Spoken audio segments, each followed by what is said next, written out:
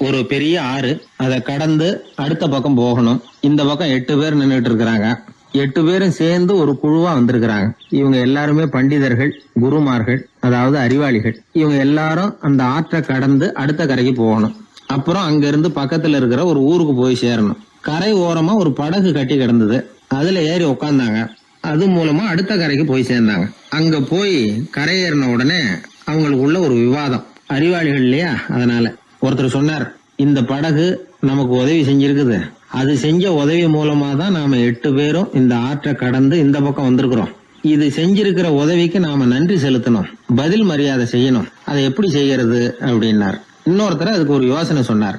நமக்கு உதவி செஞ்சிருக்கிற இந்த படகுக்கு மரியாதையும் நன்றியும் செலுத்துகிற முறையில அதை நாம எல்லாரும் நம்ம தலைமையில சுமந்துகிட்டு போறதுதான் நியாயம். ஏன்னா நம்ம அது சுமந்தது இல்லையா, அதுக்கு பதிலா நாம அதை சுமக்கணும். அதுதான் சரியான நன்றியா இருக்கும் அப்படின்னார். இதுதான் சரியான யோசனைன்னு எல்லாரும் ஒத்துக்கிட்டாங்க. அவ்வளவுதான். உடனே அந்த படகை தூக்கி தலையில வச்சுக்கிட்டு 8 பேர் நடக்க ஆரம்பிச்சிட்டாங்க. அப்படியே அவங்க போக வேண்டிய கிராமத்துக்கு போய் சேர்ந்தாங்க. அந்த ஊர் மக்களுக்கு இது வேடிக்கையா இருந்தது. ஆச்சரியமா அவங்கள பார்த்தாங்க. ஏங்க, எதுக்காக இப்படி செய்யறீங்க அப்படின்னு கேட்டிருக்கிறாங்க. படகுங்கிறது மனிதர்களை கரை சேர்க்கறதுக்காகத்தானே இருக்குது. நாம அதை எதுக்காக சுமக்கணும்? அதை ஆற்றங்கரையிலேயே விட்டுட்டு வந்திருக்கலாமே அப்படின்னாங்க. இதுக்கு அந்த 8 பேர்ல ஒருத்தர் சொன்னாராம், என்ன இப்படி சொல்றீங்க? உங்களுக்கு நன்றி உணர்வே கிடையாதா?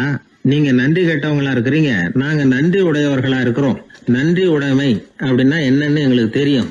அதனாலதான் எங்களை கரை சேர்த்த படகுக்கு நாங்க நன்றி செலுத்துறோம். இந்த படகு எப்பவும் எங்க தலைமையிலதான் இருக்கும் அப்படின்னார். இது புத்தர் சொன்ன ஒரு கதை. வழி இருக்கு பாருங்க, அதையே முடிவுன்னு நினைச்சு வாழ்நாள் பூரா புடிச்சுக்கிட்டு மனிதர்கள் துன்பப்படுறாங்க அப்படிங்கறது அவருடைய கருத்து. ஒரு மனிதன் ஜபம் பண்றான், வழிபாடு பண்றான், அது மூலமா ஒரு விழிப்புணர்வு கிடைச்சுட்டுதுன்னு வச்சுக்கோங்க. அதுக்கப்புறம் எதுக்கு அந்த ஜபமும் வழிபாடும்? தூக்கி எறிஞ்சிட வேண்டியதானே. ஆனா மனுஷன் அப்படி பண்றது இல்ல. வழிபாட்டையே லட்சியமா வச்சுக்கிட்டு அதையே கெட்டியா புடிச்சுக்குவான். அந்த ஜபத்துக்கு அவன் ஒரு கைதி ஆயிடுறான். அதனால அதை விட்டுட்டு அவனால வெளியில வர முடியல. வழிபாடு மூலமா சாதிச்சுடலாம் அப்படின்னு நினைக்கிறது தப்பு அப்படிங்கிறார் ஓஷோ. ஜபம்ங்கிறது ஒரு முள்.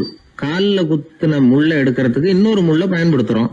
முள்ள எடுத்தாச்சு, அப்புறம் என்ன? 2 முள்ளையும் வீசி எறிஞ்சிட வேண்டியது தானே. 2 முள்ளுக்குமே இனிமே பிரயோஜனம் இல்லை. பழைய முள் இருந்த இடத்துல புதிய முள்ள குத்தி வச்சா வலிதான் தொடரும். அப்படி செய்யறவன் முட்டாள். ஆனா இப்படிப்பட்ட முட்டாள்களுக்கு உலகத்துல பஞ்சமே இல்லைங்கிறார் அவர். அதனால வழிபாடு, ஜபம் அப்படின்னு எல்லாம் சொல்றோமே, அதையெல்லாம் கூட விழிப்புணர்வோட பயன்படுத்தணும். நம்ம ஆள் ஒருத்தன், அவன் என்னன்னா காலில் ஒரு முள்ள தைச்சுக்கிட்டான், இன்னொரு முள்ளால அதை எடுத்துக்கிட்டு இருக்கிறான். ரொம்ப நேரமா முயற்சி பண்ணிட்டு இருந்தான். கடைசியா அப்பாடா எடுத்தாச்சு அப்படின்னு சொல்லிவிட்டு மறுபடியும் முள்ள எடுக்க ஆரம்பிச்சான். என்னப்பா இது, அதுதான் முள்ள எடுத்துட்டிய, அதுக்கப்புறம் என்னத்துக்கு முயற்சி பண்ணிட்டு இருக்கிறேன்னு கேட்டாங்க. இதுக்கு அவன் சொல்றான், ஏற்கனவே தச்சிருந்த முள்ள எப்பவோ எடுத்துட்டேன், அதை எடுக்கிறதுக்காக உபயோகப்படுத்திக்கிட்டு இருந்தேனே இன்னொரு முள்ளு, அது இப்ப உள்ள மாட்டிக்கிட்டு இருக்குது, அதனாலதான் மறுபடியும் முதல்ல இருந்து ஆரம்பிக்கிறேன் அப்படின்னா.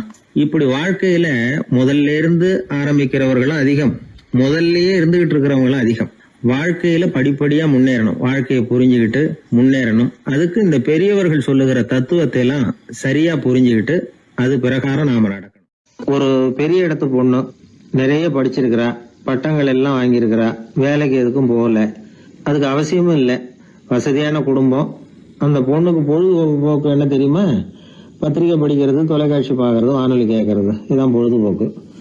முக்கியமா அதுல வர்ற விளம்பரங்களை கவனிக்கிறது. சந்தைக்கு ஏதாவது புதுசா பொருள் வந்திருந்தா உடனே காரை எடுத்துட்டு போக வேண்டியது, அதை வாங்கிட்டு வந்துட வேண்டியது. ஒரு நாள் அது மாதிரி ஒரு விளம்பரம் கண்ணில் பட்டது.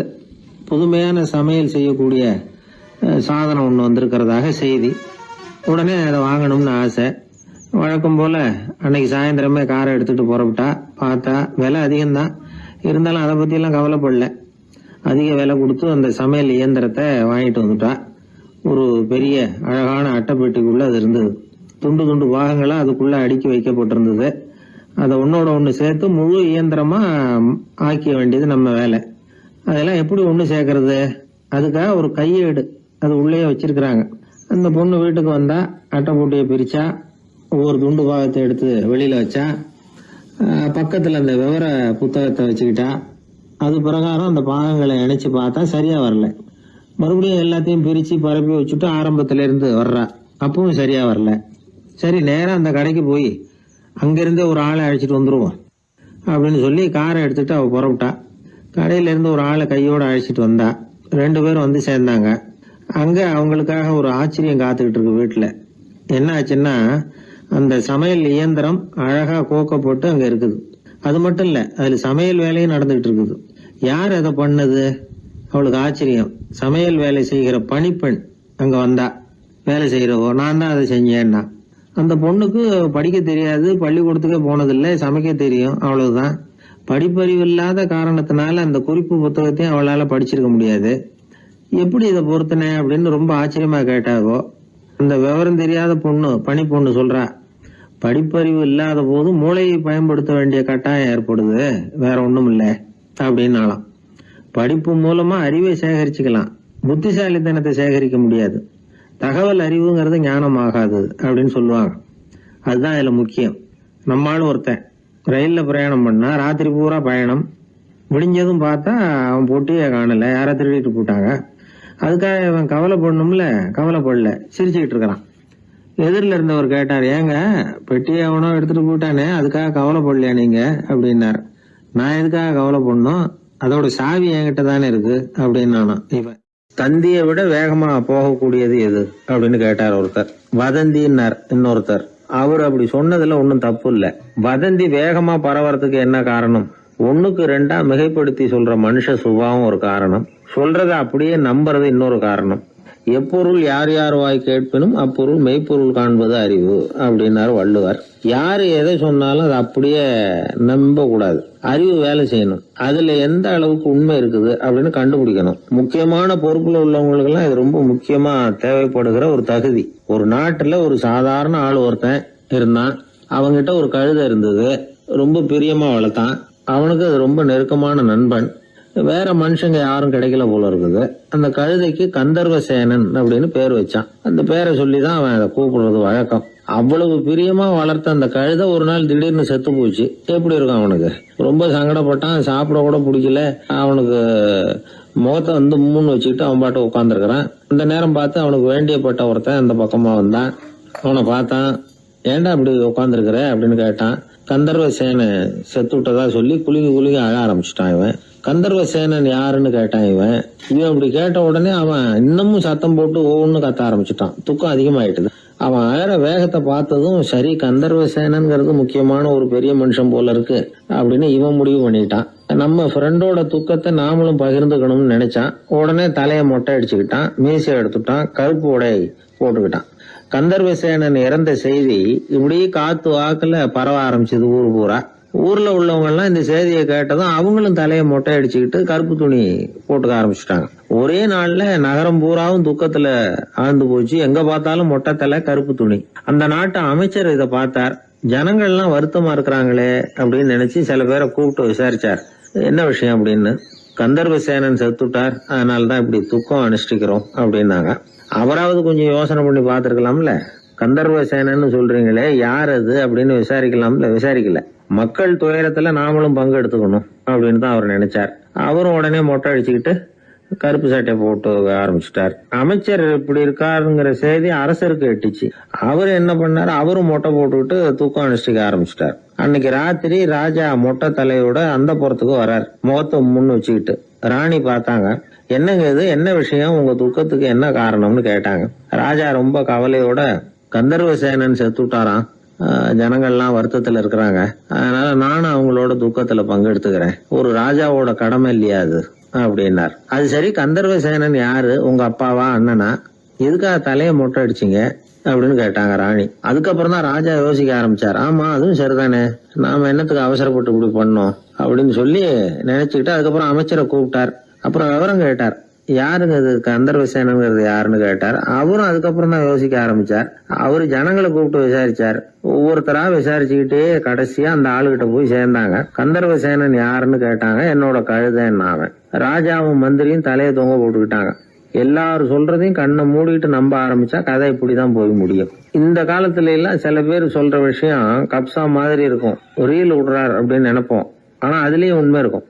ஒருத்தர் ரொம்ப பெருமையா சொன்னார், சார் 10 பேர் ஒரே குடையில வந்தோம் சார், ஒரு சொட்டு தண்ணி கூட எங்க யார் மேலயும் படல சார் அப்படின்னார். 10 பேர் ஒரே குடையில வந்திருக்கிறாங்க, ஒரு சொட்டு தண்ணி கூட மேல படலையாம். பெருமையா சொன்னார். அது எப்படிங்கன்னு கேட்டோம். அவர் சொல்றாரு, ஏன்னா அப்ப மழையே பெய்யல சார் அப்படின்னார். நம்ம உடம்புல ரத்த அழுத்தம் இருக்குதே, அது நல்லதா கெடுதலாம். உடனே அது கெடுதல்னு தான் சொல்லுவோம். ஆனா உண்மை அது இல்ல. இயற்கையா உள்ள ரத்த அழுத்தம் நம்ம உடம்புக்கு தேவையான ஒண்ணு. அந்த அழுத்தம் அதிகமா போனாதான் கெடுதல். அததான் நாம பிபின்னு சொல்றோம். ஆனா அது உண்மையிலேயே உயர் ரத்த அழுத்தம், ஹைப்பர் டென்ஷன். இதயம்ங்கிறது ஓயாம வேலை செஞ்சுக்கிட்டு இருக்கிற ஒரு பம்பு. இதயம் சுருங்கி ரத்தத்தை பம்பு செய்யறப்போ ரத்த அழுத்தம் கூடுதலா இருக்கும். இதுக்கு பேரு சிஸ்டாலிக் பிளட் பிரஷர் அப்படின்னு பேர். இதயம் விரிந்த நிலைக்கு திரும்புறப்ப ரத்த அழுத்தமும் குறையுது. இதுக்கு பேரு டயஸ்டாலிக் பிளட் பிரஷர் அப்படின்னு பேர். இப்படி இது மாறி மாறி இருக்கும். இந்த பிபி 140 90 இப்படின்லாம் சொல்றாங்கல்ல, இதுதான். சீரா இருக்க வேண்டிய ரத்த அழுத்தம் ஒரு அளவுக்கு மேல அதிகரிச்சுட்டா ஆபத்து ஆரம்பம்னு அர்த்தம். சரி, இந்த உயர் ரத்த அழுத்தம் உண்டாகிறதுக்கு என்ன காரணம்? இதனாலதான் இது வருதுன்னு ஒரு காரணத்தை குறிப்பிட்டு சொல்ல முடியாது. ஆனா வம்சாவளி காரணம், ரொம்ப டென்ஷனான சூழ்நிலையில வேலை செய்யறது, உடம்பு குண்டா இருக்கிறது, இதெல்லாம் இந்த ஹை பிபிக்கு துணை செய்யுது. அப்படிதான் எடுத்துக்க வேண்டியிருக்குது. இது கிருமியினால ஏற்படுற வியாதி இல்ல, உடம்புல ஏற்படுற ஒரு பழுது, அவ்வளவுதான். இப்ப 40 வயசுக்கு மேலதான் பொதுவா இது பாதிக்கும். அதெல்லாம் சரி. ஒருத்தருக்கு உயர் ரத்த அழுத்தம் இருக்குது, அதை கட்டுப்படுத்துறதுக்கு வழி ஏதாவது உண்டா அப்படின்னா உண்டு. மருந்து கொடுத்தும் சரி பண்ணலாம். மருந்து இல்லாத சிகிச்சை முறைகளும் இருக்குது. இப்ப மருந்து சாப்பிடுறதுன்னா டாக்டர் கிட்ட போயிடலாம். அதுக்கு இப்ப சுமாரா 30 விதமான மருந்துகள் இருக்குதான். மருந்தோட உடல் கட்டுப்பாடும் மன கட்டுப்பாடும் சேர்ந்ததுன்னா ரொம்ப விசேஷம். அது இருக்கட்டும், மருந்து இல்லாம நாம செய்ய வேண்டியது என்ன, அதை தெரிஞ்சுக்குவோம். முதல்ல சீரான உடற்பயிற்சி, வாக்கிங் ரொம்ப நல்லது. மனசை அமைதிப்படுத்துறதுக்கு யோகாசனம், ஆழ்நிலை தியானம், இது மாதிரியான பயிற்சிகள் நல்லது. ஒரு காலத்துல யோகாசனம் பண்ணுங்க, தியானம் பண்ணுங்கன்னு சொன்னா ஒரு மாதிரியா பார்த்தாங்க. இப்ப மருத்துவ நிபுணர்களே அதெல்லாம் ரொம்ப அவசியம்தான் அப்படின்னு சொல்றாங்க. இன்னொரு அதிசய சிகிச்சை முறை இப்போ வழக்கத்துக்கு வந்திருக்குது. பயோ ஃபீட்பேக் அப்படின்னு பேர். மூளையின் அழுத்த அலைகளை பதிவு பண்ணி அதை மறுபடியும் உடம்புக்குள்ள செலுத்தி இந்த ரத்த அழுத்தத்தை சீராக்கி போடுறாங்க. சில பேருக்கு இந்த ஹை பிபி பார்டர் லைன்ல இருக்கும். அவங்களுக்கெல்லாம் மருந்துகள் அவசியம் இல்லை. வாழ்க்கை முறையில சில மாற்றங்களை பண்ணிக்கிட்டாவே போதும். பிஹேவியரல் மாடிஃபிகேஷன்ஸ் சொல்றாங்க. அது எப்படின்னா, பரபரப்பான வாழ்க்கை முறையை தவிர்க்கணும். புகைப்பிடிக்கிற பழக்கம், மது அருந்தும் பழக்கம், இதெல்லாம் இருந்தா விட்டுடணும். சாப்பாட்டுல உப்பை குறைக்கணும். கொழுப்பு சத்து ஆகாரங்களை குறைச்சிக்கணும். முடிஞ்சா விட்டுடலாம். குடும்பத்துல ஏற்கனவே யாருக்காவது ஹை பிபி இருந்தா சந்ததிகள் ஜாகிரதையா இருக்கணும். நடுத்தர வயசை அடைஞ்சவங்க அப்பப்ப அந்த பிபி செக் பண்ணிக்கிறது நல்லது. டாக்டர் சொல்றத நம்மள பல பேர் சரியாவே கேட்கறது இல்லை. அதனாலதான் இடைஞ்சல். ஒரு ஆளு பிபின்னு சொல்லி டாக்டர் கிட்ட போனான். உடம்பு குண்டா இருக்கு, அதை குறைக்கணும், முதல்ல தினமும் உடற்பயிற்சி பண்ணு அப்படின்னாரு. சரின்னு சொல்லிவிட்டு வந்தான், செஞ்சான். கொஞ்ச நாள் கழிச்சு மறுபடியும் டாக்டர் கிட்ட போனான். என்னப்பா எக்ஸசைஸ் பண்ணியா அப்படின்னு கேட்டார். தினமும் பண்ணேன் டாக்டர்னா. என்ன பண்ணேன்னு கேட்டார். முன்னெல்லாம் சிகரெட்டை கடையில வாங்குவேன், இப்ப நான் அப்படி வாங்குறத விட்டுட்டேன். தினமும் நானே என் கையாலேயே உருட்டி தயார் பண்றேன் டாக்டர். இது ஒரு எக்ஸசைஸ் தானே அப்படின்னா. ஒரு தடவை கலைவாணர் NS கிருஷ்ணன் பேராசிரியர் கல்கியை சந்திச்சு பேசிக்கிட்டு இருந்தாராம். கலைவாணர் கல்கியை பார்த்து, எனக்கு கதை எழுத ஆசையா இருக்கு, எப்படி எழுதுறதுன்னு கேட்டாராம். கதை எழுதுறதுக்கு 4 மை வேணும்னாராம் கல்கி. அப்படியா, அப்படின்னா என்னென்ன கலர் மை அப்படின்னு கேட்டிருக்காரு கலைவாணர் சிரிச்சுக்கிட்டே. நான் சொன்னது கலர் மை இல்ல, அது வேற மை. அதாவது கதை எழுதுறதுக்கு தேவைப்படுகிற 4 மை எதுன்னா, 1 திறமை, 2 பேணாமை, 3வது தனிமை, 4வது பொறுமை அப்படின்னாராம். உடனே கலைவாணர், உங்க யோசனை அருமை அப்படின்னாராம். அதுதான் கலைவாணர். பொதுவா எழுத்தாளர்கள் எழுதுற மாதிரி நடந்துக்கிறது இல்ல. ஆனா கலைவாணர் என்ன சொல்லுவாரோ அதே மாதிரி நடந்துக்குவார். எல்லாருக்கும் எல்லாம் கிடைக்கணுங்கிற கருத்தை சினிமா படங்கள்ல வலியுறுத்துவார். அதே மாதிரி நடைமுறை வாழ்க்கையிலேயே எல்லாருக்கும் எல்லாமும் கொடுப்பார். பணம், பதவி, புகழ் இப்படி எதுவுமே இல்லாத ஒரு சாதாரண மனுஷனா இருந்தா கூட இவர் மனுஷனுக்கு கொடுக்கற மரியாதையில கொஞ்சமும் குறைச்சல் இருக்காது. இந்த குணம் சாதாரணமா எல்லாருக்கும் இருக்கிறது இல்ல. அவரு சினிமா தியேட்டருக்கு போய் சினிமா பாக்குறது வழக்கம். அவரு வந்திருக்கிறாருங்கிறது தெரிஞ்சா போதும், வெளியில பிச்சைக்காரங்க கூடிடுவாங்க. இது அவருக்கு தெரியும். வெளியில நம்மளை நம்பி ஒரு கூட்டம் காத்துக்கிட்டு இருக்குமேன்னு நினைப்பார். உடனே ஒரு 100 ரூபா நோட்டை கொடுத்து சில்லறையா மாத்திட்டு வர சொல்லுவார். படம் முடிஞ்சு வெளியில வர்றப்போ சில்லறையோட வருவார். எல்லாருக்கிட்டையும் கொடுத்துருவார். ஏன்னா எல்லாரும் தேடிட்டு வருவாங்க அவரை. என்ன எல்லாரும் சௌக்கியமா இருக்கிறீங்களா அப்படின்னு பிரியமா விசாரிப்பார். ஏதோ ரொம்ப நெருங்கின சொந்தக்காரங்களை விசாரிக்கிறது மாதிரி விசாரிப்பாரு. தன்கிட்ட இருக்கிற சில்லறையை எல்லாருக்கும் சமமா பிரிச்சு கொடுத்துட்டு தான் அங்கிருந்து புறப்படுவார். ஒரு நாள் அது மாதிரி புறப்படுற சமயத்துல ஒரு சின்ன பையனுக்கு சில்லறை எதுவும் கிடைக்கல கொடுக்கறதுக்கு. இது கலைவாணருக்கு தெரியாது. கார்ல ஏறி புறப்பட்டு போயிட்டார். அந்த பையன் காரை பிடிச்சிக்கிட்டு பின்னாடியே ஓடியாந்துருக்கிறான். ஐயா, நீங்களே இல்லைன்னு சொன்னா நான் என்ன பண்றது? இன்னைக்கு பட்னி தான், அம்மாவுக்கு வேற உடம்பு சரியில்லை அப்படின்னு கத்திக்கிட்டே ஓடியாந்தானா. கலைவாணர் கவனிச்சுட்டார். உடனே காரை நிறுத்த சொன்னார். இறங்கினார். அந்த சின்ன பையனை கட்டி பிடிச்சிக்கிட்டு என்ன மன்னிச்சுக்கப்பா, நான் கவனிக்காம வந்துட்டேன் அப்படின்னு சொல்லி அழ ஆரம்பிச்சுட்டாராம். இன்னொரு தடவை இதே மாதிரி ஒரு தியேட்டர்ல இருந்து வெளியில வந்திருக்கிறார். ஒரு ஆள் அவர்கிட்ட வந்து நின்றுருக்கார். அவர் கொடுக்கறதுக்கு இவர்கிட்ட பணம் இல்ல. பணம் இல்லையாப்பா அப்படின்னாராம். உங்ககிட்டயே இல்லையா அப்படின்னாராம் அவரு. கலைவாணருக்கு மனசு ரொம்ப சங்கடமா போச்சு. உடனே புறப்பட்டு வீட்டுக்கு போனார். அங்க இங்க தேடி பார்த்து அங்க இருந்த கொஞ்ச நெஞ்ச சில்லறையை எடுத்தார். காரு டிரைவரை கூப்பிட்டார். தியேட்டர் வாசல்ல நின்றுகிட்டு இருந்த ஆசாமியோட அங்க அடையாளங்களை சொன்னார். காரை எடுத்துட்டு போய் அந்த ஆளை கண்டுபிடிச்சு இந்த காசை கொடுத்துட்டு வா அப்படின்னு அனுப்பி வச்சாராம்.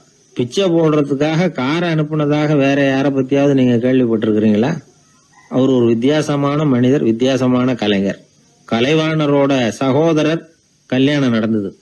அதுல தியாகராஜ பாகவதர் கச்சேரி முடிஞ்ச உடனே அதுல சம்பந்தப்பட்ட கலைஞர்களுக்கெல்லாம் கலைவாணர் பரிசுகள் கொடுக்கிறார். அந்த கச்சேரியில கடம் வாசிச்சவருக்கு மட்டும் மத்த எல்லாருக்கும் கொடுத்ததை விட பெருசா ஒரு வெள்ளி கோப்பையை பரிசா கொடுத்தாராம். மத்தவங்களுக்கு எல்லாம் சின்னதா கொடுத்துட்டு கட வித்துவானுக்கு மட்டும் பெருசா பரிசு கொடுக்குறீங்களே ஏன்னு கேட்டிருக்கிறாங்க. அதுக்கு கலைவாணர் விளக்கம் கொடுத்தாராம். இப்பெல்லாம் ரயில்ல கூட்டம் அதிகங்கிறது உங்களுக்கு எல்லாருக்கும் தெரியும். இந்த வித்வான் இவ்வளவு பெரிய மண்பானைய ரயில்ல ரொம்ப பத்திரமா உடையாம ரொம்ப தூரத்துல இருந்து கொண்டு வந்திருக்கிறாரே, அது என்ன சாமான்யமான காரியமா? அவரோட அந்த சாமர்த்தியத்தை பாராட்டுறதுக்காக தான் அவருக்கு இவ்வளவு பெரிய பரிசு அப்படின்னா. ஒரு மனிதன் கோபப்படும் பொழுது அவனை நல்லா கவனிச்சு பாருங்க. ஏதாவது ஒரு மிருகத்தின் சாயல் அவன் முகத்துல தெரியும். முகம் அழகா இருக்கிறது எப்போ? அவன் புன்னகையோட இருக்கிறப்பதான். கோபமா இருக்கிறப்ப முகம் அழகா இருக்காது. சார் கோபத்துல இருக்கார், இந்த கோபம் குறையறதுக்குள்ள ஒரு போட்டோ எடுத்துருங்க, அழகா இருக்கும் அப்படின்னு யாரும் சொல்றது இல்ல. போட்டோ எடுக்கிறவர் கூட எடுக்கிறதுக்கு முன்னாடி முகத்தை கொஞ்சம் சிரிச்ச மாதிரி வச்சுங்க சார் அப்படின்னு தான் சொல்லுவார். முகத்தை கொஞ்சம் கடுகடுப்பா வச்சுங்க சார், அப்பதான் நல்லா அமையும் அப்படின்னு சொல்லுவாரு. ஒரு உண்மை என்ன தெரியுமா? கோபம் மனசையும் கெடுக்கும், உடம்பையும் கெடுக்கும். கோபப்படுகிறவர்களின் ஆயுள் காலம் குறைகிறது அப்படிங்கிறது விஞ்ஞான உண்மை. சிரிக்கிறவங்க ஆயுள் காலம் அதிகரிக்கிறது அப்படிங்கிறது விஞ்ஞான உண்மை. கோபப்படுறவங்களை யாரும் விரும்புறதில்ல. கோபப்படுற அப்பா அம்மா கிட்ட பிள்ளைங்க நெருங்காது. கோபப்படுற அதிகாரிகள் கிட்ட ஊழியர்கள் நெருங்க மாட்டாங்க. கோபப்படுற வாத்தியார்கிட்ட பிள்ளைங்க நெருங்குறது இல்ல. அவன் எப்ப பார்த்தாலும் வள்ளு வள்ளுன்னு விழுவான். அதனால எப்போ அவன் பக்கத்திலேயே இருக்கணும்னு ஆசைப்படுறேன் அப்படின்னு ஒருத்தன் சொன்னா அவனை இவன் வேடிக்கை பார்க்க ஆரம்பிச்சுட்டான் அப்படின்னு அர்த்தம். சரி, இந்த கோபம் எதனால வருது? இயலாமையினாலதான் வருதான். இப்ப நீங்க நினைக்கிறத நிறைவேற்றக்கூடிய சாமர்த்தியம் உங்ககிட்ட இல்லைங்கிறப்போ அது கோபமா வெளிப்படுது, அவ்வளவுதான். திறமை உள்ளவன் கோபப்பட வேண்டிய அவசியமே இல்லை. ஒரு உண்மையான கவிஞன் கிட்ட போய் ஒரு கவிதை எழுதி கொடுங்க அப்படின்னு சொன்னா அவன் உடனே எரிச்சல் அடையக்கூடாது. எரிச்சல் வந்தா அது அவனுடைய இயலாமையை காட்டுது. சிற்பி சிலை செதுக்கிறதுக்கு கோபப்படக்கூடாது. ஒரு அதிகாரி சொன்னார், நீங்க சொல்றதெல்லாம் சார் தான் சார், இருந்தாலும் கோபப்படலைன்னா வேலை நடக்காது சார், அதனாலதான் தினமும் ஆபீஸ்ல கத்திட்டு கிடக்குறேன் அப்படின்னாரு. ஆனா உண்மை என்ன தெரியுமா? கத்துறதுனால கத்துறதுதான் நடக்குமே தவிர காரியம் நடக்காது. வேலை நடக்கிறது மாதிரி ஒரு பாவனை நடக்கும், அவ்வளவுதான். தவறு செய்கிறவர்களுக்கு தண்டனை கத்துறது மட்டும் இல்ல, திட்டு வாங்குற யாரும் தான் செஞ்சது தவறுதான் அப்படின்னு ஒத்துக்கிறது இல்ல. அத அவங்க உணர்றதும் இல்ல.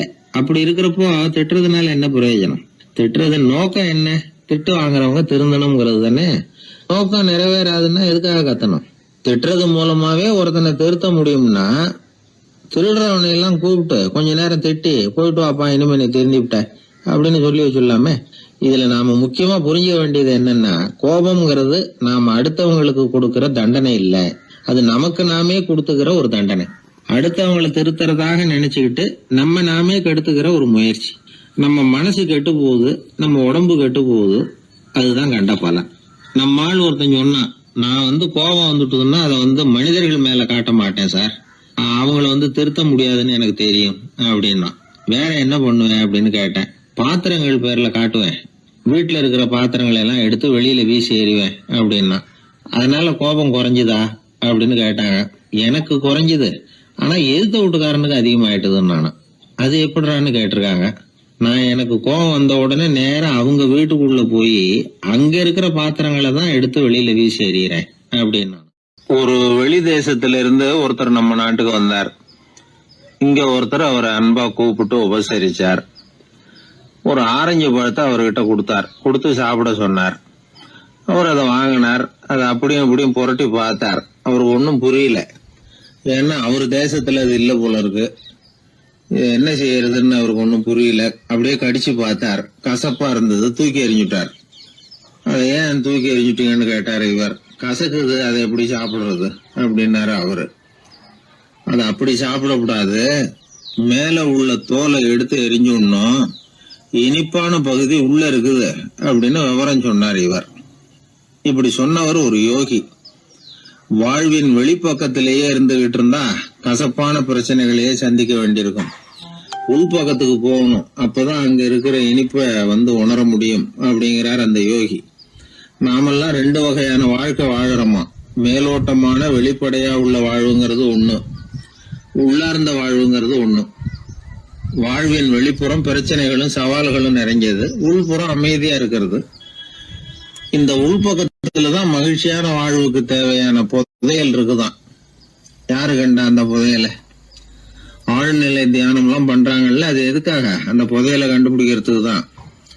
நாம் அந்த உள்பக்கத்துக்கு போய் அங்க உள்ள ஊக்க சக்தியையும் புத்திசாலித்தனத்தையும் பொறுக்கி எடுத்துக்கிட்டு அன்றாட வாழ்க்கையில அதையெல்லாம் உபயோகப்படுத்தணும். மனசு ஒரு குரங்கு மாதிரி அலையுதுங்கிறோம், அதை கட்டுப்படுத்த முடியலங்கிறோம். மனசு அலையிறது உண்மைதான். தேனி எதுக்காக அலையுது? தேனுக்காக அலையுது. அது மாதிரிதான் மனசும் அலையுது. மகிழ்ச்சி, சாந்தி இதுகளை தேடி அலையுது. மனசை உள்பக்கமா அலைய விடணும். மகிழ்ச்சியான வாழ்வுக்கு என்னென்ன தேவைங்கிறத இந்த யோகி சொல்றார். ஊக்கம், புத்திசாலித்தனம், அமைதி, சாந்தம். இது எல்லாம் நம்ம கிட்ட நமக்குள்ளேயே இருக்குது. அதனாலதான் சொர்க்கம் நமக்குள்ளே இருக்குன்னு சொல்றது. புதையல நமக்குள்ளேயே வச்சுக்கிட்டு அதை தேடி புலம்பிக்கிட்டு இருக்கிறது ரொம்ப வேடிக்கைங்கிறார் அவர். இதெல்லாம் கேட்கறப்போ உங்கள பல பேருக்கு கோபம் கூட வரலாம். என்ன சார் இது, இன்று ஒரு தகவல்ல ஏதாவது உபயோகமா சொல்லுவீங்கன்னு பார்த்தா என்னமோ தத்துவம் எல்லாம் பேசிக்கிட்டு இருக்கிறீங்களேன்னு நினைக்கலாம் நீங்க. இதுவும் உபயோகமான விஷயம்தான். நாம தியானம் அது இதுன்னு எதுவும் பண்ணலன்னா கூட மனசுல அழுத்தமோ இறுக்கமோ இல்லாம எப்பவும் சந்தோஷமா இருக்கிறதுக்கு பழகிக்கிட்டா அதுவே போதும். ஏன்னா மன இறுக்கத்தினாலேயே ஏகப்பட்ட நோய்கள் வருதான். பெருவாரியான உடம்பு கோளாறுகளுக்கு வாழ்க்கையின் விரக்தியாலேயும் தோல்விகளாலேயும் ஏற்படுற மன இறுக்கம்தான் காரணம்ங்கிறது மருத்துவ ஆராய்ச்சி முடிவு. நான் இறுக்கம் இல்லாம இருக்கிறதுக்கு தான் பிரியப்படுறேன், இந்த சமூகம் அதுக்கு இடம் கொடுக்கலையே, என்ன பண்றது அப்படிங்கிறது சில பேரோட கேள்வி. இந்த சமூகத்தை சரி செய்ய வேண்டியது நாம தான், நம்மளை சரி பண்ணிக்க வேண்டியது நாம தான். நான் சரியா இருக்கிறேன், சமூகம் சரியில்லைன்னு அதை ஒதுக்கி பிரயோஜனம் இல்லை. ஒரு குடும்பஸ்தர், அவர் மனசுல எப்பவும் டென்ஷன். அவர் டென்ஷன் இல்லாம இருக்கிறதுக்கு பழகிக்கிட்டார். அதுக்கப்புறமா அவர் சொல்லுவார், நான் ஒன்னும் ஆழ்நிலை தியானம்லாம் பண்ணல, இருந்தாலும் என் மனசு எப்பவும் அமைதியா தான் இருக்குது. இவ்வளவுக்கும் எங்க வீட்டுல தினமும் என் சம்சாரத்துக்கும் எங்க அம்மாவுக்கும் சண்டை நடந்துகிட்டே தான் இருக்கும் அப்படிம்பார். அது சரிங்க, உங்க அம்மா ஒரு பக்கம், உங்க மனைவி ஒரு பக்கம், அவங்க 2 பேரும் சண்டை போடுறப்போ நீங்க எந்த பக்கம் இருப்பீங்க அப்படின்னு கேட்டார் ஒருத்தர். அந்த சமயம் நான் வீட்டுக்கு வெளிப்பக்கம் இருப்பேன் அப்படின்னார் அவர். அங்க ஒரு முனிவர் இருந்தார். சுவாமி, என்ன ஆசீர்வாதம் பண்ணுங்க, எனக்கு ஏதாவது புத்தி சொல்லுங்க அப்படின்னா அவர் ஆசீர்வாதம் பண்ணார். அதுக்கப்புறம் சொன்னார், மகனே, நீ எந்த காரியத்தை செஞ்சாலும் செய்யறதுக்கு முன்னாடி ஒரு தடவை அதனால ஏற்படக்கூடிய விளைவுகளை நல்லா யோசிக்கணும். உன் மனசுக்கு அது சரின்னு தெரிஞ்சா மட்டும் அதை செய்யணும் அப்படின்னார். அரசன் அவர் சொன்னதை அப்படியே மனசுல வாங்கிக்கிட்டான். அவர் காலடியில விழுந்து வணங்கினான். 100 பொற்காசுகளை அவர் காலடியில வச்சுட்டு திரும்பினார். அமைச்சர் இதை கவனிச்சார். என்ன இது, நம்ம அரசர் இவ்வளவு ஏமாளியா இருக்கிறாரு, இந்த ஒரு சாதாரண யோசனை சொன்னதுக்கு 100 பொற்காசுகள் கொடுத்துட்டாரு. அமைச்சர் இப்படி நினைக்கிறது அவர் முகத்தை பார்த்ததுமே அரசனுக்கு புரிஞ்சுட்டுது. இருந்தாலும் அதை பத்தி ஒன்னும் கேட்டுக்கல. 2 பேரும் திரும்பி அரண்மனைக்கு வந்து சேர்ந்தாங்க. அதுக்கப்புறம் அந்த அரசன் என்ன பண்ணான் தெரியுமா? காட்டுல முனிவர் சொன்ன அந்த புத்திமதியை ஒரு கல்லுல கல்வெட்டா செதுக்கணும். தன்னுடைய அறையில எல்லாரும் கண்ணிலையும் படும்படியாக அப்படி ஒரு இடத்துல பதிச்சு எல்லாரும் பாக்குறது மாதிரி பண்ணிவிட்டான். இப்போ அந்த அமைச்சருக்கு ஆச்சரியம், என்ன இது, நம்ம மன்னருடைய அறியாமையை புரிஞ்சுக்கவே முடியலையே, இத போய் கல்லுல செதுக்கி வைக்கணுமா, பேர்பட்ட அறிவுரையாது அப்படின்னு நினைச்சார். கொஞ்ச நாள் ஆச்சு. ஒரு நாள் அந்த மன்னருக்கு கடுமையான வயிற்று வலி. உடனே அரண்மனை வைத்தியரை கூப்பிட்டார். அவர் வந்து சேர்ந்தார். மன்னரை சோதிச்சு பார்த்தார். கொஞ்ச நேரம் இப்படியே படுத்துருங்க, நான் எங்க வீட்டுக்கு போய் இதுக்கு பொருத்தமா ஒரு மருந்து தயார் பண்ணிட்டு வரேன் அப்படின்னு சொல்லிட்டு ஓடினார். மருந்தோட திரும்பி அவர் வந்த சமயத்துல மன்னர் ஒரு கட்டில்ல கண்மூடி படுத்திருக்கிறார். பக்கத்துல யாரும் இல்ல. வைத்தியர் வந்தார். ஒரு சின்ன கோப்பையில கொஞ்சம் மருந்தை ஊத்தினார். அப்படியே அங்க சுத்தி முத்தி பார்த்தார். ஏதோ ஒரு பொடியை வந்து அதுல கலந்தார். கலந்து எடுத்துக்கிட்டு மன்னரை நெருங்கினார். கொஞ்சம் யோசனை பண்ணார். அப்புறம் திரும்பி போனாரு. கையில இருந்த மருந்து அப்படியே கீழே கொட்டிட்டு வந்தார். அந்த கோப்பையை நல்லா கழுவி சுத்தம் பண்ணிவிட்டு மறுபடியும் கொஞ்சம் மருந்தை ஊத்திட்டு வந்தார். அதுக்கப்புறம் மன்னா அப்படின்னு சொல்லி மெதுவா கூப்பிட்டாரு. இவர் எழுந்திருச்சார். அப்புறம் இவரு சொன்னார், மன்னர் வைத்தியரே, நான் வந்து கண்ணை மூடிக்கிட்டு இருந்தாலும் அப்பப்ப கவனிச்சுக்கிட்டு தான் இருந்தேன். முதல்ல எதையோ கலந்தீங்க, அப்புறம் அதை கொட்டிவிட்டு வேற என்ன விஷயம், உண்மையை சொல்லுங்க அப்படின்னு மிரட்டினார். வைத்தியர் மறந்து போட்டார். அப்படின்னு மன்னருடைய காலில் விழுந்தார். அதுக்கப்புறம் உண்மையை சொன்னார். மகாராஜா, உங்களுடைய படை தளபதி உங்களை கொல்றதுக்காக சதி பண்ணார்.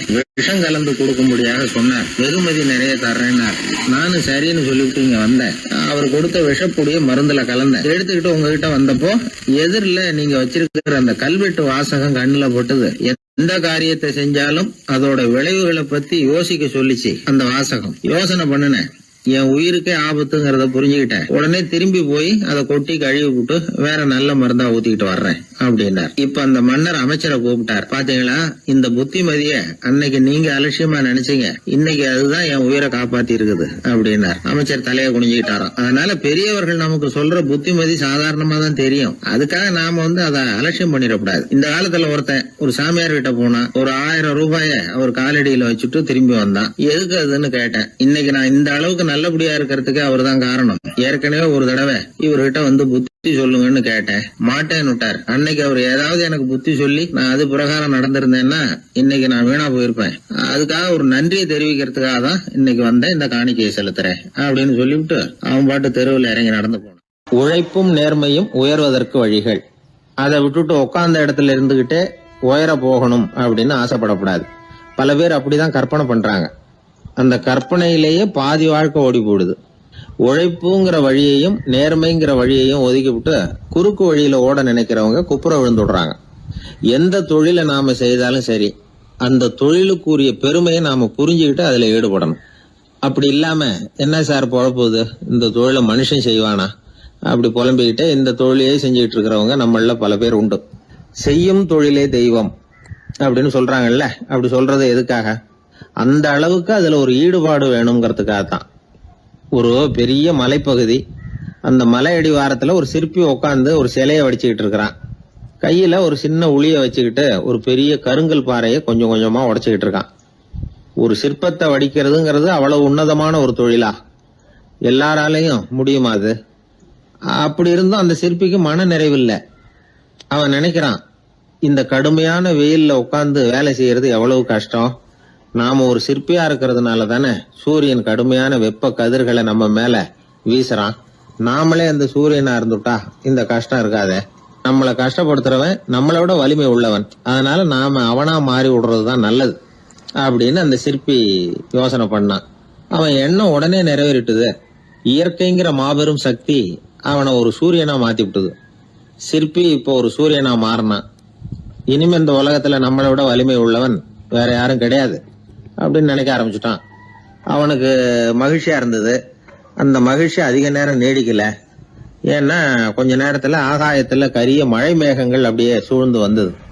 சூழ்ந்து வந்த மேகங்கள் சூரியனை மறைக்க ஆரம்பிச்சது. இப்போ சூரியனா இருந்த அந்த சிற்பி நினைச்சு பாக்குறான், என்ன இது, என்னையே இந்த மேகம் மூடி மறைக்குதுன்னா அது என்னை விட பெரிய ஆளாதான் இருக்கணும். அதனால இனிமே நாம சூரியனா இருக்கக்கூடாது, நாம மேகமா தான் இருக்கணும், அதுதான் கௌரவம் அப்படின்னு நினைக்க ஆரம்பிச்சிட்டான். இப்பவும் பாருங்க, இயற்கை அவனுடைய ஆசையை நிறைவேற்றி வச்சது. சூரியனா இருந்த சிற்பி மேகமா மாறினான். வான வீதியில அப்படியே உல்லாசமா வர ஆரம்பிச்சான். அந்த உல்லாசமும் அதிக நேரம் நீடிக்கல. எதிரில் பார்த்தா பிரம்மாண்டமான மலைகள் வழியை அடைச்சிட்டு நிக்குது. வேகமா வந்த மேகம் மலையில மோதிக்கிட்டுது. அந்த மலையை தாண்டி அப்பால செல்ல முடியல. இப்போ அந்த மேகம் நினைக்குது, நாம எந்த தடையும் இல்லாம அந்தரத்துல மிதந்து வர்றோம். நம்மையே போக விடாம தடுக்குதுன்னா அந்த மலைக்கு எப்பேற்பட்ட வலிமை இருக்கணும். இனிமேல நாம மேகமா இருந்து பிரயோஜனம் இல்ல, இருந்தா மலையா இருக்கணும், அதுதான் பெருமை அப்படின்னு நினைக்க ஆரம்பிச்சான். இப்பவும் பாருங்க, இயற்கை அவனுடைய ஆசையை நிறைவேற்றி வச்சது. மேகமா இருந்த சிற்பி மலையா மாறினான். பெரிய மலை பூமிக்கும் வானத்துக்குமா நின்றுகிட்டு இருக்கு. இனிமே நமக்கு எந்த கவலையும் இல்லை அப்படின்னு நினைச்சது அந்த மலை. இப்படி நினைச்சுக்கிட்டு இருந்த வேளையில அந்த மலையோட காலடியில அடிவாரத்துல ஏதோ சத்தம் கேட்டது.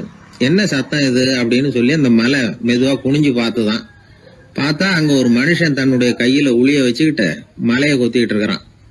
ஏதோ ஒரு சிற்பத்தை வடிக்கிறதுக்காக அவன் முயற்சி பண்ணிட்டு இருக்கிறான். இப்போ அந்த மலை நினைச்சுதான், மலையையே ஒருத்தன் உடைக்கிறான்னா அவன் எப்பேற்பட்ட வலிமை உள்ளவனா இருக்கணும். இனிமேலும் மலையா இருந்து பிரயோஜனம் இல்ல, மனுஷனா மாறணும், அதுதான் சரி அப்படின்னு நினைச்சுதான். அந்த வினாடியே அந்த மலை ஒரு மனுஷனா மாறிச்சு. அவன் கையில ஒரு உளி, பழையபடியே ஒரு கருங்கல் பாறையை கொத்த ஆரம்பிச்சான். அந்த ஆள் பழைய நிலைமைக்கு வந்துட்டான். இந்த கதையிலிருந்து நாம தெரிஞ்சுக்க வேண்டியது என்னன்னா, தன்னுடைய உண்மையான பலம் என்னங்கிறது தெரியாமலே தாவி தாவி தடுமாறிக்கிட்டு இருக்கிறான் மனுஷன் அப்படிங்கிறது தான். இனிமேலாவது அதை புரிஞ்சுக்கணும். நாம அதுவா மாறணும்னு நினைக்கிறது தப்பு, நாம இருக்கணும் அப்படின்னு நினைக்கிறது தான் உண்மை, அதுதான் சரி. அந்த சிற்பி என்னென்னோ கற்பனை பண்ணி கடைசியில மறுபடியும் சிற்பியாகவே வந்து சேர்ந்தான் பாருங்க. அதனால நம்முடைய உண்மையான பலம் என்ன அப்படிங்கறத தெரிஞ்சுக்கிட்டு நடந்துகிட்டோம்னா வாழ்க்கையில எப்பொழுதும் வெற்றி நிச்சயம். பண்றதுன்னு எனக்கு புரியல அப்படின்னு கவலைப்பட்டார் ஒரு அப்பா. என்ன பண்றது, அப்பாவோட குணம் கொஞ்சமாவது பிள்ளைக்கும் இருக்கதானே செய்யும்னா, அட போங்க சார், அவனை அடக்கிறதுக்கு ஏதாவது வழி சொல்லுவீங்கன்னு பார்த்தா நீங்க என்னோட சரித்திரத்தை புரட்ட ஆரம்பிச்சுட்டீங்களே. அப்புறம் கேட்டேன் அவரை, சரி பையன் அடம் பண்ண அவனை நீங்க எப்படி அடக்குறீங்க அதை சொல்லுங்க முதல்ல, அதுக்கப்புறம் என் யோசனையை சொல்றேன் அப்படின்னு. அவரு சொன்னார், வேற என்ன பண்ணுவேன், மிரட்டுவேன், அடிப்பேன், அவ்வளவுதான் எனக்கு தெரியும்னார். அடிச்சா அடங்கிடுவானா பையன் அப்படின்னு கேட்டேன். அது எப்படிங்க அடங்குவான், இன்னமும் தீவிரமா அடம் பண்ண ஆரம்பிச்சிருவான், கத்தி ரகலை பண்ணிவிடுவான் அப்படின்னார். குழந்தை அடம் பண்றானேங்கிற கவலை பல குடும்பங்கள்ல உள்ள ஒரு பிரச்சனை தான். இதுக்கு இப்ப மருத்துவர்கள் ஒரு சுலபமான வழியை சொல்றாங்க. அது என்னன்னா, ஒரு குழந்தை அடம் பண்ணிச்சுன்னா அதை அடிக்கப்படாதான், அதுக்கு பதிலா வேற ஒரு காரியம் பண்ணலாமா. அது என்னன்னா, குடும்பத்துல இருக்கிற எல்லாரும் ஒண்ணு சேர்ந்து அந்த குழந்தைகிட்ட கொஞ்ச நேரம் பேசாம இருந்தோம்னுமா, பேச்சை நிறுத்திக்கணும். குழந்தையால பேசாம இருக்க முடியாது, அது யோசனை பண்ணும், தன்னுடைய தவறை உணர்ந்து அது வருந்த ஆரம்பிக்கும். இப்படி தொடர்ந்து செஞ்சுக்கிட்டு வந்தா குழந்தை கொஞ்ச நாள்ல அடம் பண்றதை நிறுத்தி விடுமா. இது டாக்டர்கள் இப்ப சொல்லி கொடுக்கற ஒரு யோசனை.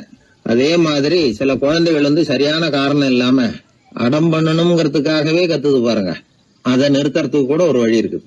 அது என்ன வழின்னா, அது அழற சமயத்துல அந்த சத்தத்தை ஒரு டேப் ரெக்கார்டர் மூலமா பதிவு பண்ணி வச்சுக்கணும். குழந்தை கத்த ஆரம்பிக்குதுன்னு வைங்க, உடனே ஏற்கனவே பதிவு பண்ணி வச்சிருக்கிற அழுகை சத்தத்தை போட்டு அந்த குழந்தை காதுல விழறது மாதிரி பண்ணணும். தன்னுடைய அழுகை சத்தத்தை கேட்க ஆரம்பிச்ச உடனே அந்த குழந்தை தான் அழறத நிறுத்திக்குமா. சில குழந்தைகள் சாப்பிட மாட்டேன்னு அடம் பண்ணும். வளர்ந்த குழந்தைய வற்புறுத்தி சாப்பிட சொல்லக்கூடாது. சில பேர் என்ன பண்ணுவாங்கன்னா, கட்டாயப்படுத்தி சாப்பாட்டை திணிப்பாங்க. அதெல்லாம் ரொம்ப தப்பு. குழந்தைக்கு விவரம் தெரிஞ்சதுக்கு அப்புறம் சாப்பாட்டு விஷயத்துல நீங்க தலையிட வேண்டிய அவசியமே இல்லை.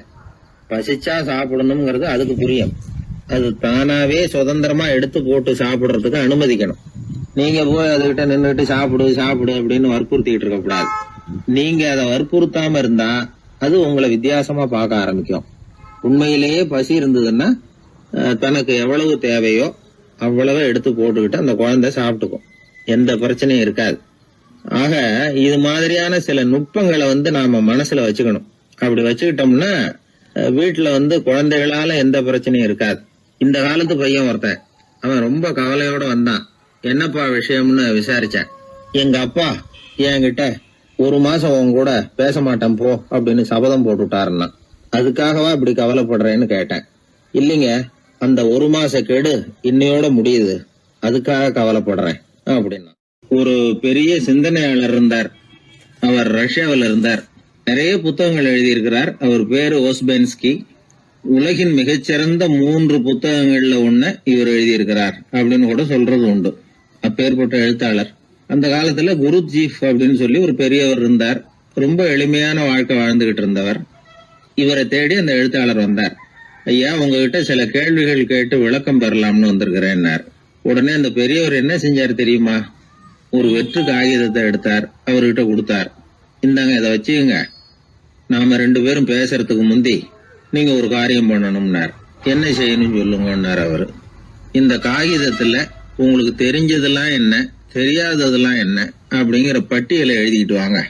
அதுக்கு பிறகு உங்களுக்கு தெரியாத விஷயங்களை பத்தி நாம 2 பேரும் உரையாடலாம். ஏன்னா உங்களுக்கு தெரிஞ்சதை பத்தி நாம பேசி பிரயோஜனம் இல்லை, தெரியாததை பத்தி பேசினாதான் உங்களுக்கு அது உபயோகமா இருக்கும் அப்படின்னார். இவர் இப்படி சொன்னது அந்த எழுத்தாளருக்கு கொஞ்சம் தர்ம சங்கடமா இருந்தது. நாம எப்பேற்பட்ட சிந்தனையாளர், நம்மள போய் இவர் இப்படி எழுத சொல்றாரு அப்படின்னு நினைச்சாரு. இருந்தாலும் அந்த பெரியவர் பேர்ல இவருக்கு ரொம்ப மரியாதை. அதனால அவர் கொடுத்த காகிதத்தை வாங்கிட்டு தனியா ஒரு இடத்துல போய் உட்கார்ந்தார். யோசிக்க ஆரம்பிச்சார். முதல்ல யோசிச்சார், கடவுளை எனக்கு தெரியுமா அப்படின்னு. கடவுளை பற்றித்தான் எனக்கு தெரியுமே தவிர கடவுளை தெரியாதுங்கிறது புரிஞ்சுது. அதனால தனக்கு தெரிந்த ஒரு விஷயம் கடவுள் அப்படின்னு அவரால் குறிப்பிட முடியல. அடுத்தபடி ஆத்மாவை பத்தி சிந்திச்சார். ஆத்மாவை பற்றித்தான் நமக்கு தெரியுமே தவிர ஆத்மா நமக்கு தெரிஞ்ச விஷயமா இருக்கல அப்படிங்கறது புரிஞ்சுது. அதனால ஆத்மாவையும் தெரிஞ்ச பட்டியல்ல சேர்க்க முடியல. இப்படி ஒவ்வொன்னா அவர் யோசிக்க யோசிக்க எதுவுமே நமக்கு தெரியலங்கிறது அவருக்கு தெளிவாச்சு. நேரா எழுந்திரிச்சு அந்த பெரியவர்கிட்ட போனார். ஐயா, உங்களை சந்திக்கிற வரைக்கும் எவ்வளவோ விஷயங்கள் எனக்கு தெரிஞ்சிருக்கிறதாக நினைச்சேன். ஆனா உங்ககிட்ட நிறைய கேள்விகள் கேட்கணுங்கிற ஆர்வத்தோட தான் வந்தேன். ஆனா நீங்க கேட்ட ஒரு கேள்விக்கு விடை காண முயன்ற போது எனக்கு எதுவுமே தெரியலங்கிறத புரிஞ்சுக்கிட்டேன் அப்படின்னார். அப்படின்னா உலக புகழ்பெற்ற இவ்வளவு புத்தகங்களை உங்களால எப்படி எழுத முடிஞ்சதுன்னு கேட்டார். இவரு சொன்னார், ஐயா, இப்பதான் எனக்கு புரியுது. எனக்கு தெளிவில்லாத பல விஷயங்களையும் நான் எழுதியிருக்கிறேன். அவையெல்லாம் வெறும் வார்த்தை குவியல்கள்ங்கிறத நான் இப்ப உணர்றேன். வார்த்தைகளே அறிவு அப்படிங்கிற மயக்கத்திலிருந்து இப்ப நான் விடுபட்டுட்டேன். அறிவுத்துறையில நான் ஒரு பூஜ்யம்ங்கிறது புரிஞ்சு போச்சு அப்படின்னார். இப்ப பெரியவர் சொன்னார், இப்பதான் உங்களுக்கு உண்மையான அறிவு ஏற்பட ஆரம்பிச்சிருக்குது. எப்போ ஒரு மனிதன் தன்னுடைய அறியாமையை உணர ஆரம்பிக்கிறானோ அப்போதுதான் அறிவின் தொடக்கத்துல அடி எடுத்து வைக்கிறான் அப்படின்னார். அதுக்கு பிறகு என்னாச்சு தெரியுமா? இந்த எழுத்தாளர், சிந்தனையாளர் ஓஸ்பென்ஸ்கி புஸ்தகம் எதுவுமே எழுதலையாம், அதோட விட்டாராம். நம்முடைய அறியாமை நமக்கு புரிய ஆரம்பிச்சுட்டதுன்னா நமக்கு அறிவு வளர ஆரம்பிச்சுட்டதுன்னு அர்த்தம். அது நமக்கு புரியறது இல்லை, அதுதான் சிக்கல். ஒரு நண்பர் சொன்னார், சார், நான் எப்போ வீட்டை பூட்டி விட்டு வெளியூர் போனாலும் திருடன் பூட்டை உடைச்சு விடுறான். அதனால இப்ப புத்திசாலித்தனமா ஒரு காரியம் பண்ணிவிட்டு உங்க ஊருக்கு வந்திருக்கிறேன்னார். என்ன செஞ்சிருக்கிறீங்கன்னு கேட்டேன். வீட்டை பூட்டாமலே வந்துட்டேன் அப்படின்னார். உபயோகமா இருக்கு அப்படின்னார். உடனே பார்வை இல்லாத அந்த பெரியவர் சொன்னாரு, வெளிச்சம்னு ஒண்ணு உண்மையிலேயே இருக்குதா அப்படின்னு கேட்டாராம். உண்மையிலேயே வெளிச்சம் இருக்குங்க அப்படின்னு சொல்லி இருக்கிறாங்க, அதை நான் நம்ப மாட்டேன் அப்படின்னாரா அவரு. சூரியன் இருக்கு, சந்திரன் இருக்கு, நட்சத்திரம் இருக்கு அப்படின்னு எல்லாம் சொல்லி பார்த்துருக்குறாங்க, அதையெல்லாம் ஒத்துக்கிறேன். ஆனா அதையெல்லாம் என்ன கொஞ்சம் தொட்டு பார்க்க விடுங்களேன் அப்படின்னாராம். அதையெல்லாம் தொட்டு அறிய முடியாது அப்படின்னு சொல்லி இருக்கிறாங்க. அப்படின்னா முகர்ந்து அறியறேன், மோந்து பாக்குறேன். மோர்ந்து பார்க்க விடுங்க, ஏதாவது வாசனை வருதான்னு பாக்குறேன் அப்படின்னு இருக்காரு. அதுவும் முடியாதேன்னாங்களாம். பெரியவர் யோசனை பண்ணிருக்கிறார். சரி, பரவாயில்ல, முரசு அடிக்கிறது மாதிரி அடிச்சு பார்க்கவாவது ஏற்பாடு பண்ணி கொடுங்க, அதை அடிச்சு பார்த்து அதோட சத்தத்தை உணர்ந்துக்கிறேன் அப்படின்னாராம். அதாவது ஒளியின் ஒலியை, அதாவது வெளிச்சத்தின் சத்தத்தை புரிஞ்சுக்கிறேன் அப்படின்னு சொல்லியிருக்கிறார். அதுக்கும் சாத்தியம் இல்லைன்னு சொல்லியிருக்கிறாங்க. சரி, அதுவும் முடியலன்னா அந்த வெளிச்சத்துல கொஞ்சம் எடுத்து என் கையில கொடுங்க, வாயில போட்டு சாப்பிட்டு பாக்குறேன் ருசி எப்படி இருக்குன்னு அப்படின்னு சொல்லி பார்த்திருக்காரு. எந்த வகையிலயும் அவரை அதை ஒத்துக்க வைக்க முடியல. சுத்தி இருந்தவங்க எல்லாம் குழம்பி போயிட்டாங்க. என்னங்க, நாங்க சொல்றத நீங்க நம்பலையா அப்படின்னு கேட்டிருக்காங்க. என்னுடைய 4 புலன்களுக்கும் புலப்படாத ஒன்ன நான் மாயை அப்படிங்கிறேன். நீங்க என்ன அவமானப்படுத்துறதுக்காக இப்படி சொல்றீங்கன்னு நினைக்கிறேன். ஏதோ உங்களுக்கு எல்லாம் பார்வைன்னு ஒண்ணு இருக்கிறதாகவும் அது எனக்கு இல்லைங்கிறதாகவும் சொல்லி என்ன நீங்க அவமதிக்கிறீங்க அப்படின்னார். தர்க்க சாஸ்திரத்துல மேதையான அந்த பெரியவர். சுத்தி இருந்தவங்க பார்த்தாங்க, வெளிச்சம் இருக்குங்கிறத இவர் நம்பணும், இவரை நம்ப வைக்கணும் அப்படின்னா அது புத்தரால தான் முடியும் அப்படின்னாராம் ஒருத்தர். சரி அவர்கிட்டயே போவோம் அப்படின்னு சொல்லி எல்லாரும் அவர்கிட்ட போய் சேர்ந்தாங்க. விவரத்தை சொன்னாங்க. புத்தர் சிரிச்சாராம். எப்படிப்பட்டதுன்னு நான் நினைக்கிறேனோ, அதாவது உண்மை, அப்படித்தான் அவரும் நினைக்கிறார். எதையும் அனுபவபூர்வமா உணர்ந்தாதான் நம்ப முடியும். ஒளிய அனுபவித்து அறியாத வரையில அது இருக்கிறதா இல்லையா அப்படிங்கிற கேள்விக்கு இடம் கிடையாது. அதனால அவரு அதை நம்பாததும் சரிதான் அப்படின்னு சொன்னாராம் புத்தர். அதுக்கப்புறம் சொல்லியிருக்கார், உங்களை குணப்படுத்தி கொள்ளலாம், உங்களுக்கு தேவை ஞானி கிடையாது, உங்களுக்கு தேவை மருத்துவர் அப்படின்னாரா. ஒரு டாக்டர் கிட்ட அழைச்சிட்டு போயிருக்கிறாங்க. பார்வை கிடைச்சிட்டுது. வெளிச்சத்தை கண்டதும் அவர் மகிழ்ச்சி அடைஞ்சார். புத்தரை வணங்கினார். நான் வாதம் பண்ணேன், நீங்க எதிர்வாதம் பண்ணல, என்னுடைய பிரச்சனை மருத்துவரால் தான் தீரும் அப்படின்னு சொல்லி எனக்கு பார்வை கிடைக்க செஞ்சீங்க அப்படின்னாராம். மனித குலத்துல ரொம்ப அதிகமானவர்கள் நிலைமை இப்படித்தான். கண்ணை மூடிக்கிட்டு அதை சரின்னு ஒருத்தர் வலியுறுத்தி சொல்லிட்டு இருந்தா அவருக்கு உதவுறது அப்படிங்கிறது முடியாத காரியம். இந்த காலத்துல சில பேர் கண்களை திறந்துகிட்டே சில காரியங்கள் பண்ணுவாங்க. அது தப்புன்னு அவங்களுக்கு பின்னாடி தான் புரியும். ஒருத்தர் தன்னுடைய வலது காலில் கட்டு போட்டுக்கிட்டு அப்படி வந்தார். என்ன ஆச்சுன்னு விசாரிச்சாங்க. எங்க வீட்டு கண்ணாடி ஜன்னல்களை வெளிப்போக்கமா இருந்து சுத்தப்படுத்திக்கிட்டு இருந்தேன், சரியா தொடச்சிக்கிட்டு இருக்கோமா அப்படின்னு கொஞ்சம் பின்னாடி தள்ளி நின்னு பார்த்தேன் அப்படின்னார். அதுக்கும் உங்க கால் உடைஞ்சதுக்கும் என்ன சம்பந்தம்னு கேட்டாங்க. நான் குடியிருந்தது 4வது மாடியாச்சே அப்படின்னாராம். ஊர்ல ஒரு மன்னர் இருந்தார். அவரு பக்கத்து தேசத்து மேல படையெடுக்கணும்னு நினைச்சுக்கிட்டு இருந்தார். அதையும் தன்னுடைய நாட்டோட சேர்த்துக்கணுங்கிற ஆசை. எப்போ படையெடுக்கலாம்னு யோசிச்சுக்கிட்டு இருந்தார். இப்படி யோசிச்சுக்கிட்டு இருந்த சமயத்துல ஒரு பெரியவர் அவரை தேடிட்டு வந்தார். அவர் அடிக்கடி வருவார், அவர்கிட்ட பேசிக்கிட்டு இருப்பார். இப்போ அப்படித்தான் வந்தார். என்ன மன்னா யோசனைன்னாரு. இவர் தன்னுடைய யோசனையை சொன்னார். இந்த சமயத்துல மன்னருக்கு தாகம் எடுத்தது, தண்ணி குடிக்கணும் போல இருந்தது. உடனே அங்க இருந்த ஒரு அரண்மனை பணியாளரை கூப்பிட்டார். போய் கொஞ்சம் தண்ணி கொண்டு வாப்பா அப்படின்னார். அந்த பணியாளர் போனார். ஒரு கோலையில தண்ணி கொண்டு வந்தார். ராஜா கிட்ட நீட்டினார். ராஜா அதை வாங்கி குடிக்கிறதுக்காக வாயிட்ட கொண்டுட்டு போனார். அந்த நேரம் பார்த்து, மன்னா கொஞ்சம் பொறுங்கன்னார் இந்த பெரியவர். ஆவலோட குடிக்க போன மன்னர் அப்படியே நிறுத்திக்கிட்டு பெரியவரை பார்த்தார். இப்ப அந்த பெரியவர் சொன்னார், மன்னா இப்ப உங்களை விட வலிமை உள்ள ஒரு சக்தி உங்களுக்கு தண்ணி கொடுக்க மறுத்துடுதுன்னு வைங்க, உங்களை குடிக்க விடாம தடுத்துடுது அப்படின்னா, இப்ப இந்த ஒரு கோவள தண்ணீரை என்ன விலை கொடுத்து வாங்குவீங்க அப்படின்னு கேட்டார்.